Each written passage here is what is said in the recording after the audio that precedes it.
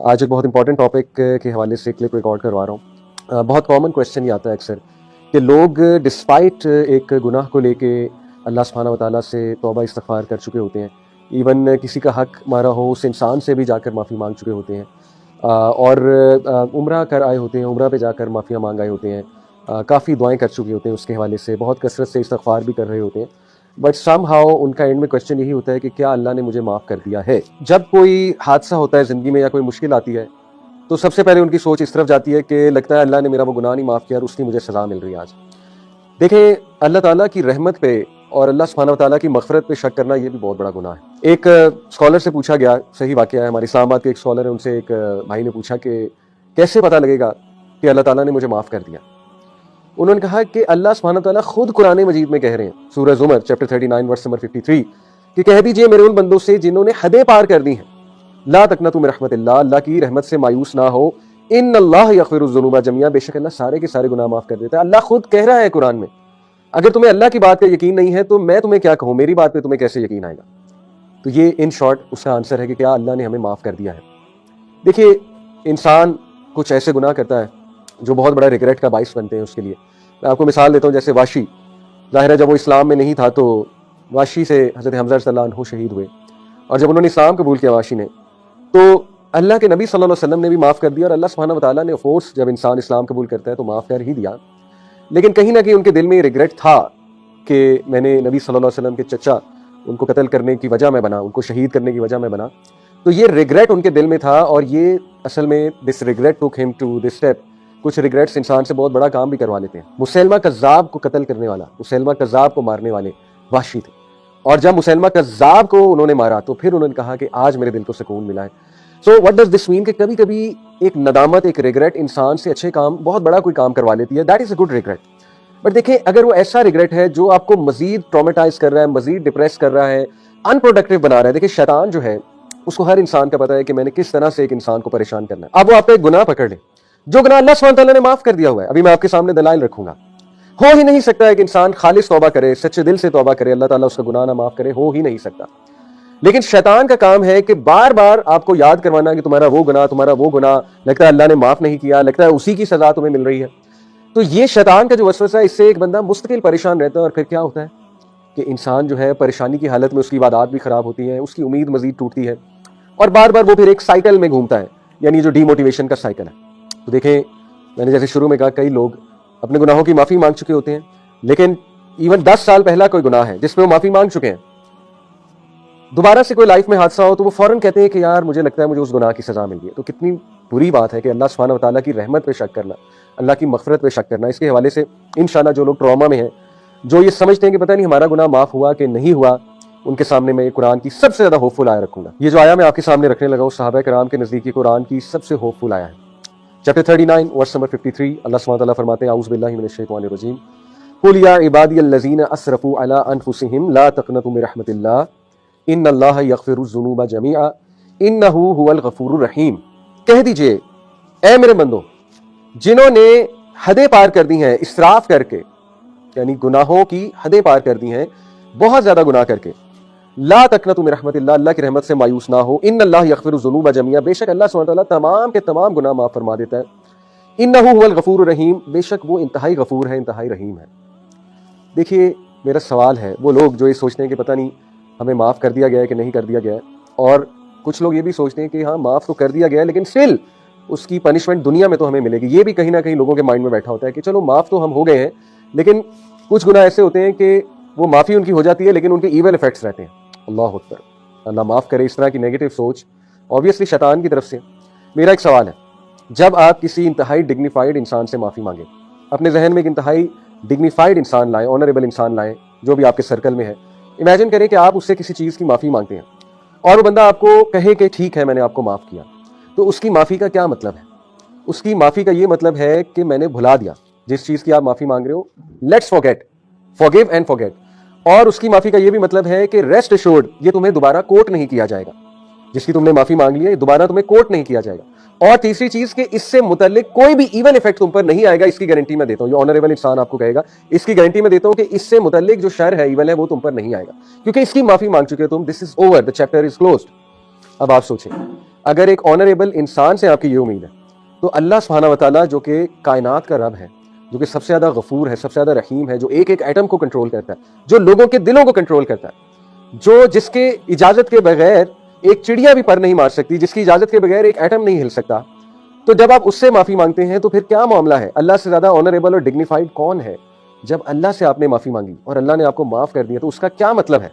اس کا یہ مطلب ہے کہ اٹس فارگوٹن، اٹس اوور، اور اس کے ایول ایفیکٹس تم تک نہیں آئیں گے۔ یہی مطلب ہے، جو مطلب آپ ایک آنریبل انسان سے سمجھ رہے ہیں، وہی مطلب سب سے زیادہ آنریبل ہستی، ڈگنیفائڈ ہستی اللہ سبحانہ و تعالیٰ کی۔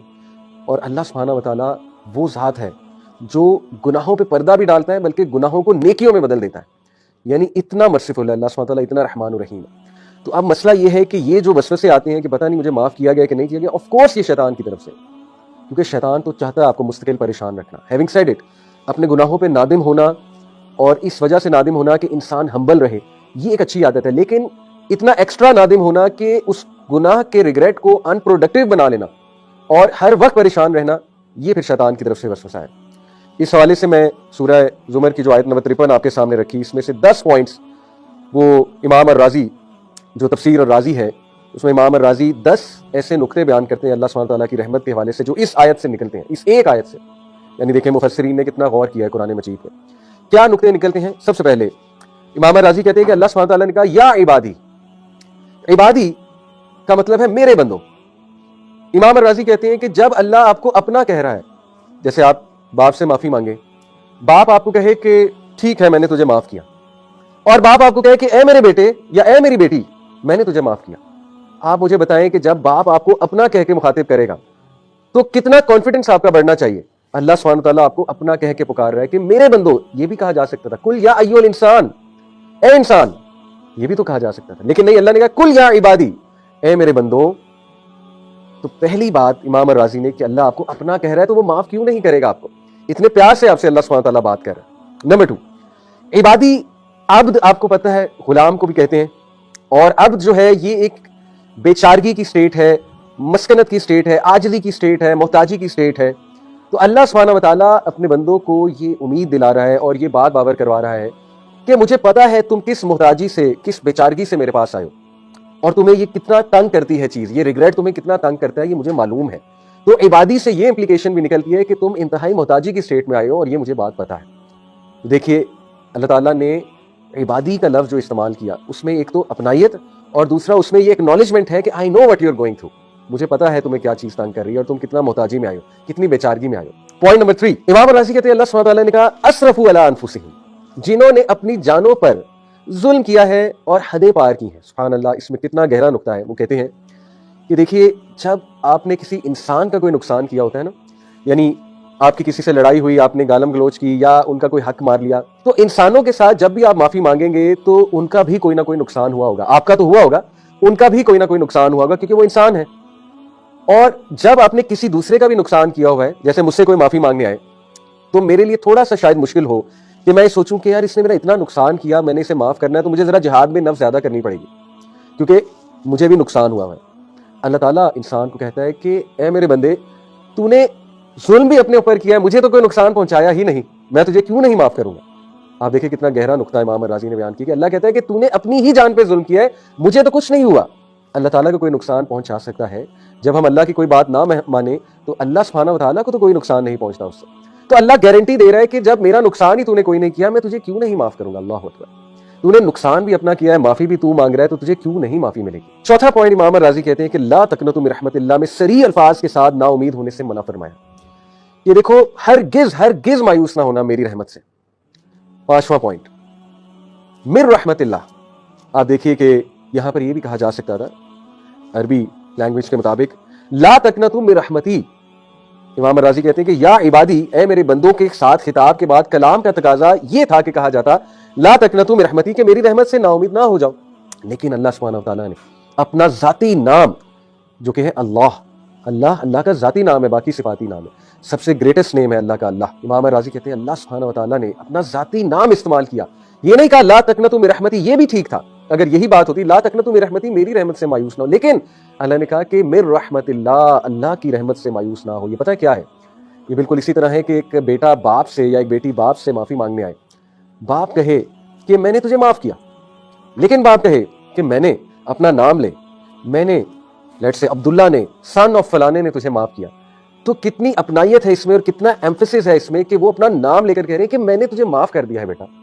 اللہ سبحانہ وتعالیٰ اپنا ذاتی نام استعمال کرتے ہوئے کہتے ہیں کہ اللہ کی رحمت سے مایوس نہ ہو جانا، میں گارنٹی دے رہا ہوں، اللہ گارنٹی دے رہا ہے کہ اللہ کی رحمت سے مایوس نہ ہو جانا۔ چھٹا پوائنٹ، ان اللہ یغفر الذنوب جميعا، امام راضی کہتے ہیں یہاں پہ یہ بھی کہا جا سکتا تھا انہ یغفر الذنوب جميعا، بے شک وہ تمام کے تمام گناہ معاف فرما دیتا ہے، لیکن اگین ایمفیسس کے لیے، مزید تاکید کے لیے، اللہ کو پتا ہے کہ میرے جو بندے ہیں یہ بہت کمزور ہیں، بار بار ظاہر ہے ان کو پریشانی ہوگی، ان کو وسوسے آئیں گے، تو اللہ نے مزید ایمفیسس کے لیے دوبارہ کہا ان اللہ یغفر الذنوب جميعا، بے شک میں اللہ سب کے سب گناہ معاف فرما دوں گا۔ اللہ اکبر۔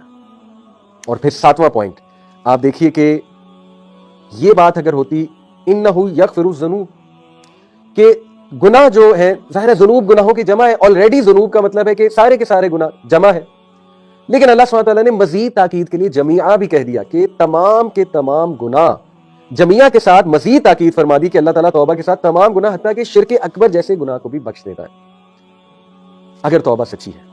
تو دیکھیے اللہ تعالیٰ بار بار اپنے بندوں کو اس ایک آیا میں کتنی تاکید ہے، کتنا ایمفیسس ہے، اللہ بار بار اپنی رحمت پہ ایمفیسس کر رہا ہے کہ یہ بھول نہ جائیں، ان کو ٹراما نہ رہے، اس چیز کا گارنٹی دے رہا ہے اللہ سبحانہ و تعالیٰ۔ اور پھر آٹھواں پوائنٹ، انہ هو الغفور الرحیم، امام راضی کہتے ہیں کہ اگر صرف یہی بات ہوتی کہ انہ الغفور الرحیم تو یہ بھی بات درست تھی، دوبارہ سے تاکید دلانے کے لیے، دوبارہ سے ایمفیسس کرنے کے لیے اللہ نے کہا بے شک وہ اور وہ، انہ هو الغفور الرحیم، دو بار اللہ نے ایمفیسس دلایا کہ یہ بندہ اس کو شک نہ ہو میری توبہ پہ، بے شک وہ اور وہ تمام کے تمام گناہ معاف کر دیتا ہے۔